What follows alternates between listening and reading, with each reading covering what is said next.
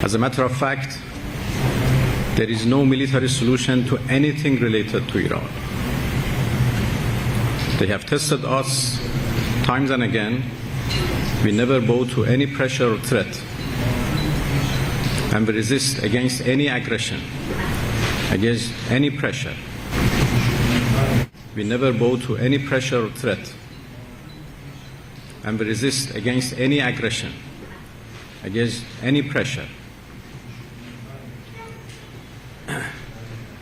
We also resist against any sanction.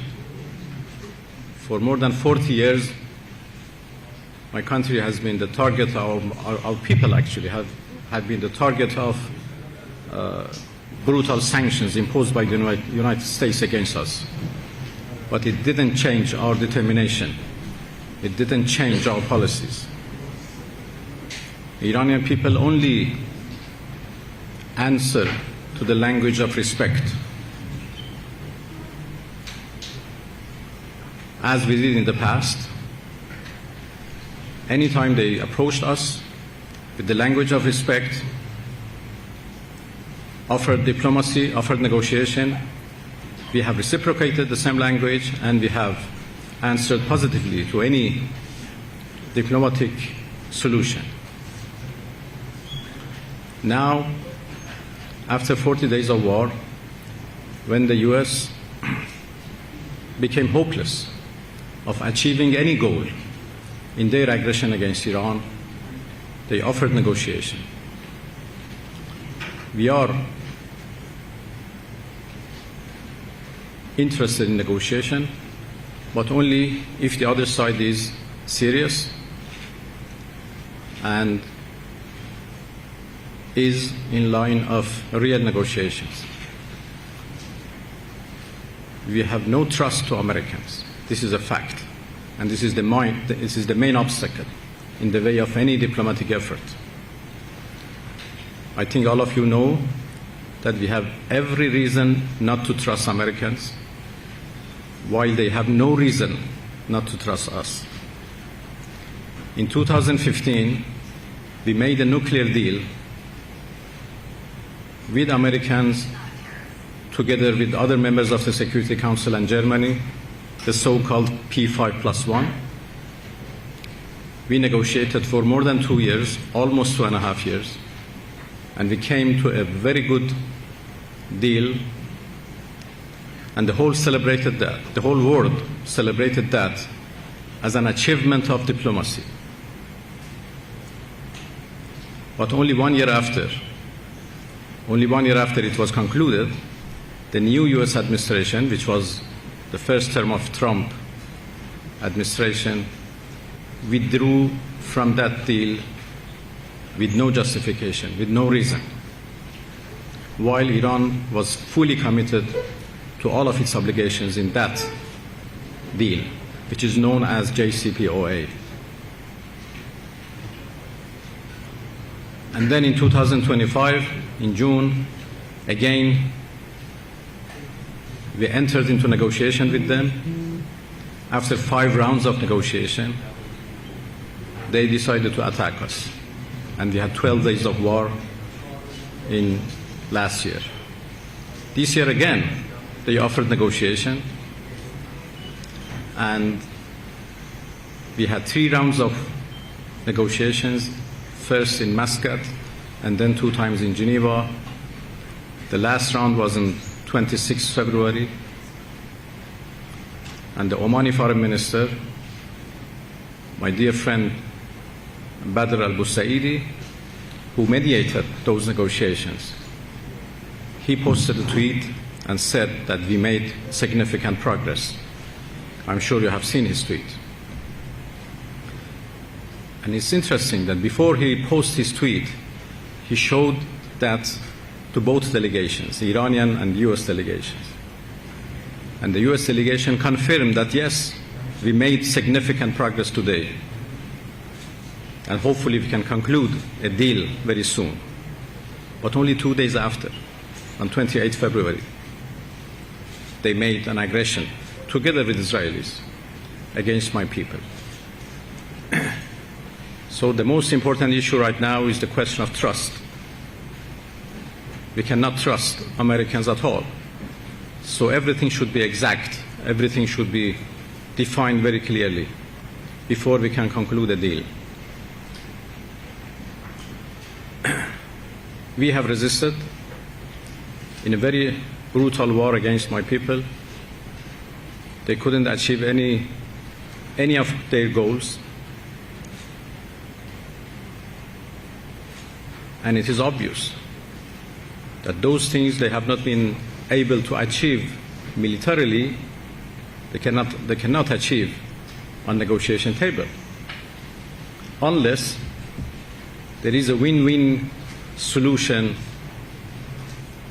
achieved. So the current negotiation is suffering from the lack of trust. It is also suffering from contradictory messages we receive from Americans. Every day is different from the other day, from yesterday. A tweet today is different from yesterday's tweet. Sometimes in one day we receive 2 different messages. And this is the problem. And add to the question of mistrust.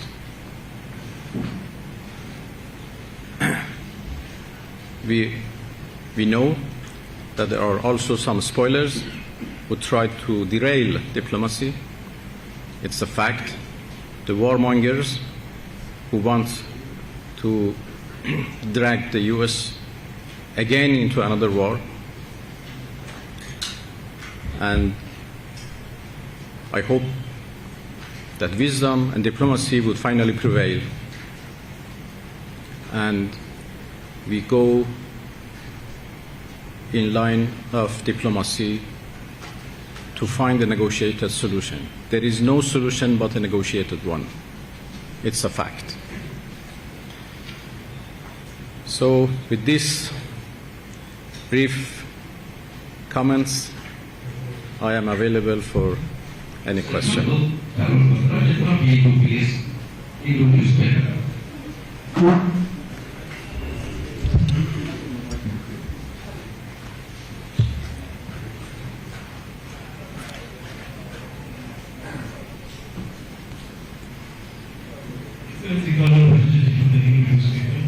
How do you view India's relationship with the UAE in the current context? The United Arab Emirates. So our relation? India's relation with the United Arab Emirates. So what is the question? How do you view it? Given the fact that we're getting closer. Well, the voice is not very good, so India has relations with so many countries, and this is actually related to India to decide for its relations. What matters for us is good relations which exist between us and India, and as I said, it is rooted in history, and it is rooted in old political, economic, and cultural relations we have always had, and we are determined to continue our good relations with India. Excellency, Zafar Bego from Times Now. My question is, yesterday, President Trump and President Xi Jinping of China met, and they issued a statement in which the Americans said that both China and America said that Iran cannot possess a nuclear weapon, and that both China and America agreed that the Strait of Hormuz should be open. What do you have to say to that? Well, we share the same opinion. Iran has never wanted nuclear weapon, and we have proved that when we signed the deal in 2015, and we have said times and again that we don't want nuclear weapon, and this is not our policy. We have a peaceful nuclear program, and we have always been ready to make confidence that this program is peaceful and will remain peaceful. On the Strait of Hormuz, this is also our wish, that it would be fully reopened. As far as we are concerned, the Strait of Hormuz is open and all vessels can pass except the vessels belonged to those countries who are in war with us, who are fighting with us. Those vessels who want to pass should obviously coordinate with our military because of the mines and obstacles which exist. So we will guide them to pass, as we have done for a number of Indian vessels, and we help them to pass. The safe passage of all vessels is our policy and in our interest, and we are ready to help those who want to pass safely and securely. This is our policy. At the same time, we have the blockade by the U.S. We have insecurity in the region because of the U.S. aggression.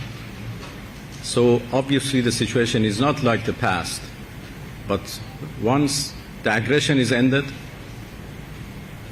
then I'm sure everything would go back to normal, and we make arrangements for the safe passage of all vessels from the Strait of Hormuz, together with Oman.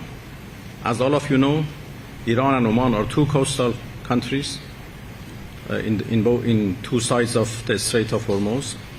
The strait is located in territorial waters of Iran and Oman. There is no international waters in between. So everything should be managed by Iran and Oman, and this is what we are now consulting with each other to make sure that the arrangements, that there would be a good administration in the Strait of Hormuz in the future, which guarantees the safe passage of all vessels. Abbas Araghchi, my name is Adil, I am from Press TV. My question is about the BRICS joint declaration. In which Israel has been called out about its aggression in Gaza and West Bank and its illegal occupation in West Bank. Please don't use microphone, guys. Yeah. Israel has been called out for its aggression in Gaza and its illegal occupation in West Bank. But there is a mention that a member state had a reservation about that para. Can we know which member state is that? And also, we didn't see any reference to U.S.-Israel aggression against Iran. Why is that? Well, you have to ask the president of this meeting to answer that question. I'm not in charge to answer those questions, but I think everybody knows that which country blocked anything against Israel, and that was very unfortunate. The same country did help the U.S. and Israel in their attack, in their aggression against Iran. The same country provided the U.S. and Israeli forces with their airspace, with their territories, with their military bases. And as far as we are concerned, they are in a direct party to this aggression and should be held responsible. So, Siddhan from beyond. Sir, I'm Siddhan from beyond. My question to you is, what conversation you had with the Indian External Affairs Minister earlier today? What conversation was on Hormuz, especially given the fact that there are Indian vessels still in the Hormuz? Will they be allowed to move as soon as possible because it's impacting the energy prices here in India? Well, yesterday I had a very good brief discussion with Prime Minister Modi, and today a lengthy meeting with Minister Jaishankar. We discussed about almost everything, including the Strait of Hormuz and the situation in the Persian Gulf region. I have to say that we have more or less close positions, and we have same concerns and same interests in this important region. So we continue to coordinate with our Indian colleagues. As I said, the situation in the Strait of Hormuz is very complicated right now, and we are trying to help ships to pass safely. Everything would go back to normal once the act of aggression is totally and completely ended. Minister Vishnu Shom from NDTV, welcome to our country. There is, as Siddharth was mentioning, a great deal of concern about the flow of oil and gas from the Persian Gulf to India. Is Iran not willing to get into an agreement with New Delhi to allow the sustained movement of Indian ships from the Persian Gulf to India? Well, India has been a customer of Iranian oil in the past, and it has been stopped by India because of the U.S. sanctions, U.S. illegal unilateral sanctions. So we are obviously interested to continue our business in oil business, energy business, and we are ready to sell our oil to India. Of course, we do understand their considerations, and we do understand the consequences of the sanctions which are imposed by the U.S. So we have no problem. It's up to the Indian government to decide. But I believe that once the sanctions are lifted, we will immediately go back to the same volume of trade that we had with each other. Before those sanctions, we used to have more than $20 billion of business and trade with India. Now it is much smaller, but it's still in billions of dollars. So Iran and India have always enjoyed good trade and business relations. I'm sure the capacity between the two is really high, and we can go back to same volume that we used to have, or even higher, as soon as sanctions are lifted. Thank